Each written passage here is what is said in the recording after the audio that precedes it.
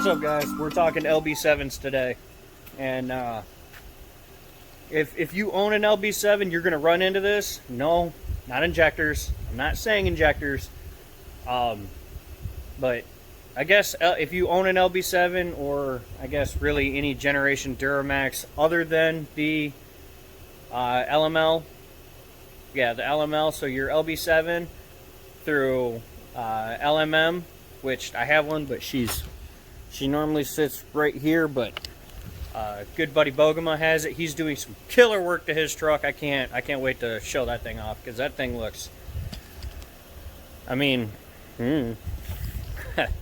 it's got me ambitious to do those too. So, but anyway, let me show you what I'm talking about. So on your Duramax's factory, one thing that you will have to do at one point or another is an FPR. Your fuel pressure regulator, for those of you that don't know. For all of you that do know, just shut up and deal with it. Roll with me. Let me show you what an FPR is. Again, for those of you that don't know, this little guy right here, this is your FPR. It sits on the back of your CP3.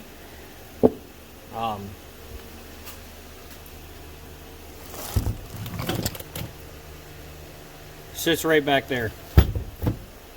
So at one point or another, you're gonna have to. Now, we just recently did a CP3 on Christian's truck, a friend of Luke's, loyal subscriber too.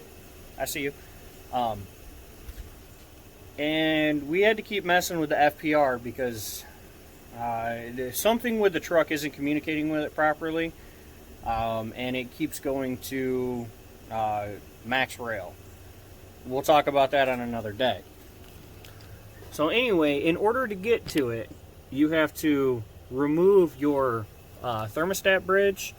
You have to take your AC condenser off, and then depending on how it's set up, your turbo horn and intake. Now, it's the LB7, so this doesn't have anything emissions on it, so it's a lot easier to get to than some of the younger models, if you will. But when we had to keep diving into Christian's truck, I kept thinking, it was puzzling me. I'm like, why the hell does it take so long on your truck, but not mine? Now, I'm not talking about Leah here, because I haven't had to undress her yet, so I haven't done this modification yet. But this one, and the LBZ that goes in the pull truck, have already had this mod done to them. And what's kind of interesting is that our donor motor, our core motor rather, has this modification as well, because of the platform vehicle that it came in. Some of you know what I'm talking about, others don't. So let me show you.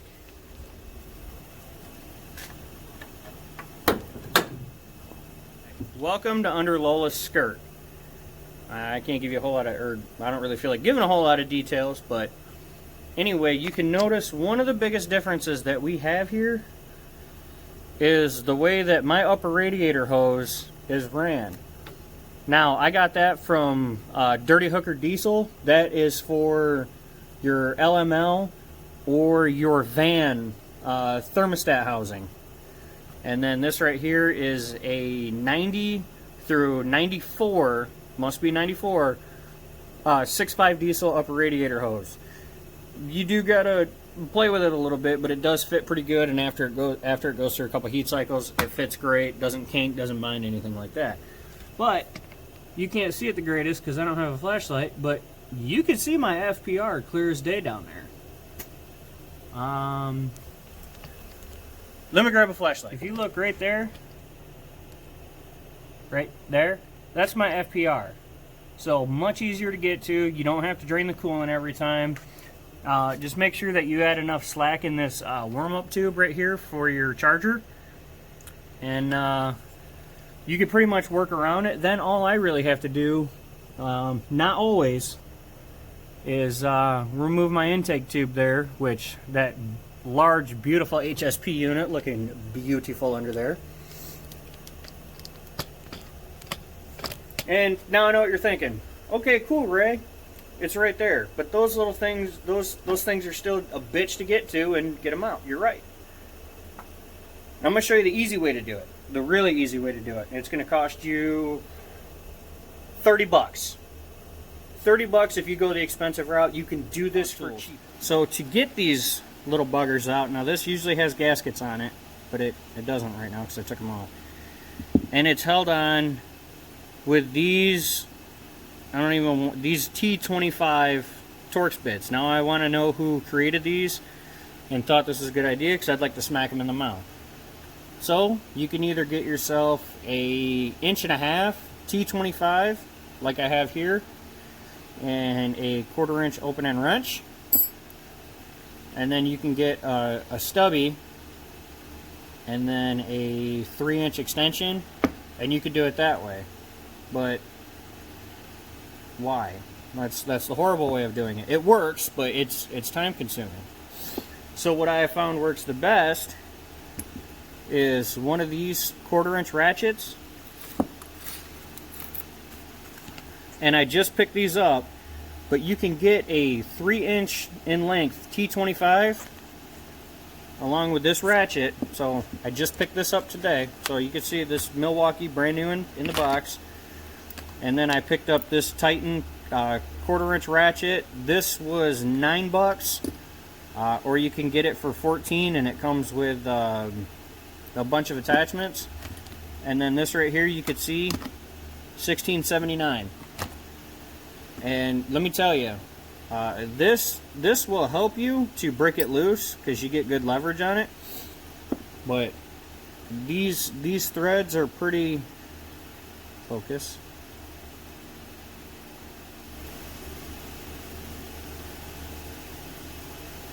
That's not gonna work. But anyway, these threads can be pretty long-winded. And as you can see, there's some debris on there, and it can make them kind of hard to get out.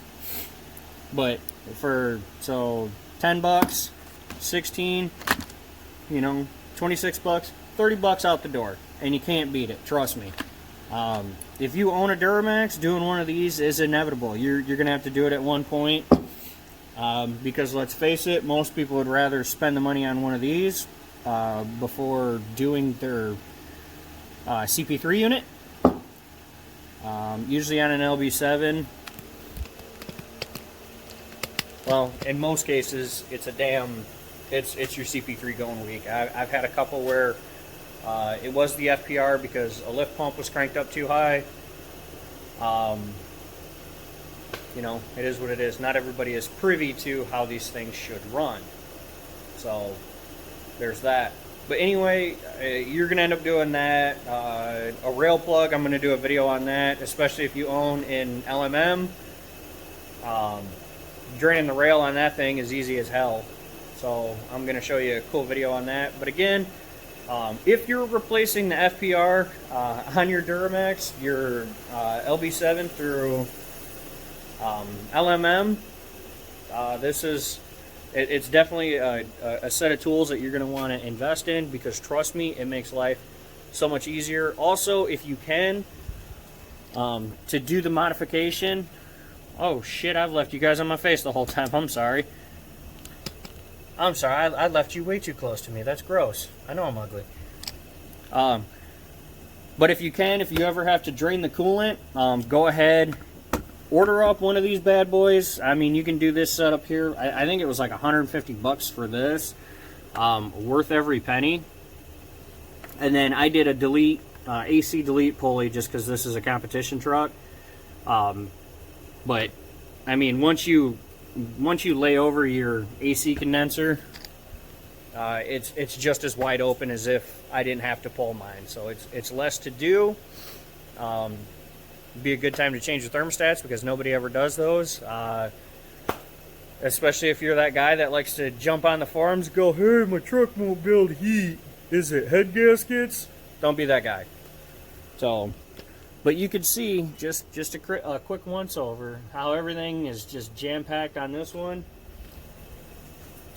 but it's wide open on this one. And again, I will be doing that mod to this one once I have to get under her skirt, but until then, meh, I'm not going to do it. So anyway, I hope this helps some of you. Kind kind of long-winded. I know I was talking. I hate doing videos like that, but you know, sometimes knowledge is power, and the only way to do it is to, well, talk. So, but anyway, I hope that helped you guys out. If there's anything else that I can help you guys out with, let me know in the comments down below. Like, comment, subscribe, all that fun stuff. God bless you guys. I appreciate the love and support. Take care. We'll see you on the next one. Be good, guys.